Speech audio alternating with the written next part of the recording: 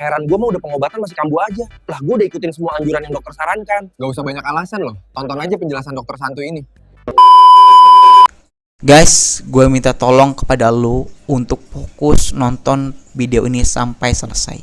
Gue minta tolong banget kepada lu untuk stay di video ini, nonton sampai selesai, jangan di skip. Karena gue bakal bocorin rahasia sembuh katup mandi bocor yang lo gak sadari. Gue bakal jelasin secara gamblang pokoknya. Nanti gue bakal bikin video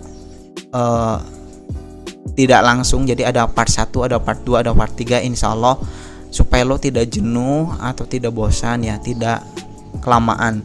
Nanti bikin gue beberapa bebagian gitu, ada part 1, part 2, part 3. Oke, langsung saja ya, tanpa basa-basi. Nah, banyak sekali pasien ketika sudah pengobatan itu tidak sembuh langsung, tidak langsung normal. Dalam arti masih ada keluhan, masih ada gejala ya, meskipun obat sudah habis dikonsumsi. Nah, ini kebanyakan mengalami ini.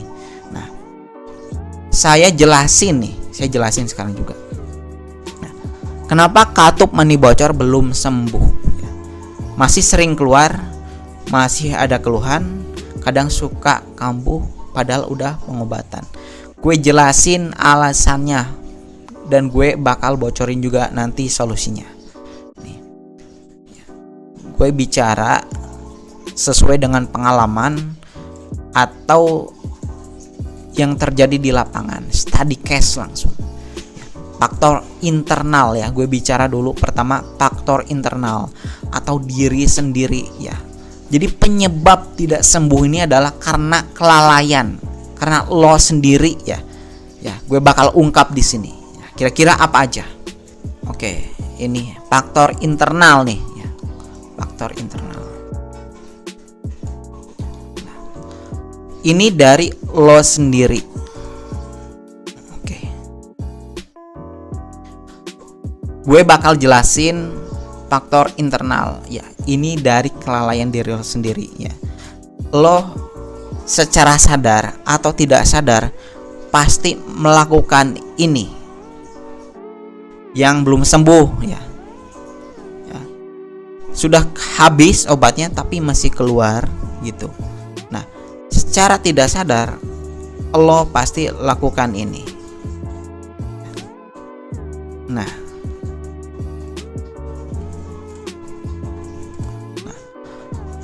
obat tidak dikonsumsi rutin. Ada aja gitu.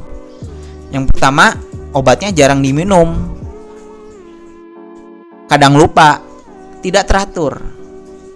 Obat kan aturannya 3 kali sehari, pagi, siang, malam. Pagi, siang minum, malamnya tidak. Atau minumnya malam doang. Atau minumnya pagi dan malam doang, siangnya kelewat.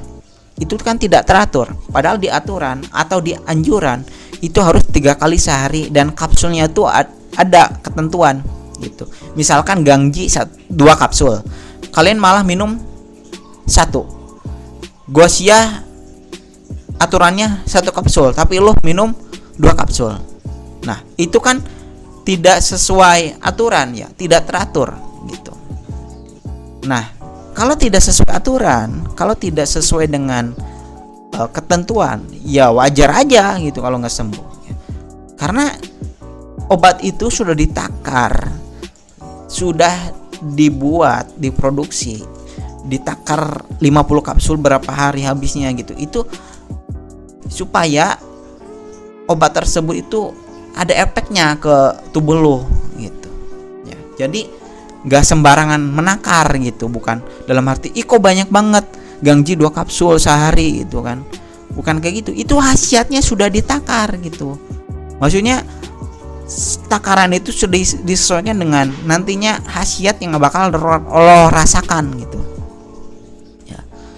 Lalu yang selanjutnya, ini yang banyak orang gagal nih. Lo masih makan pantangan, masih konsumsi pantangan, makan masih seenaknya tanpa menghiraukan pantangan.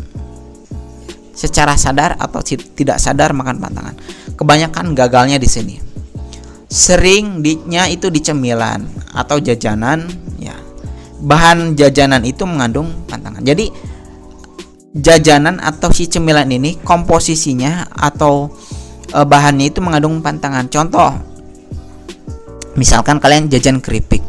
Keripiknya itu rasanya tuh udang. Kalian nggak tahu nih, keripik aman ya gitu. Gak tahu keripik itu adalah keripik udang. Udang itu kan termasuk pantangan itu kan.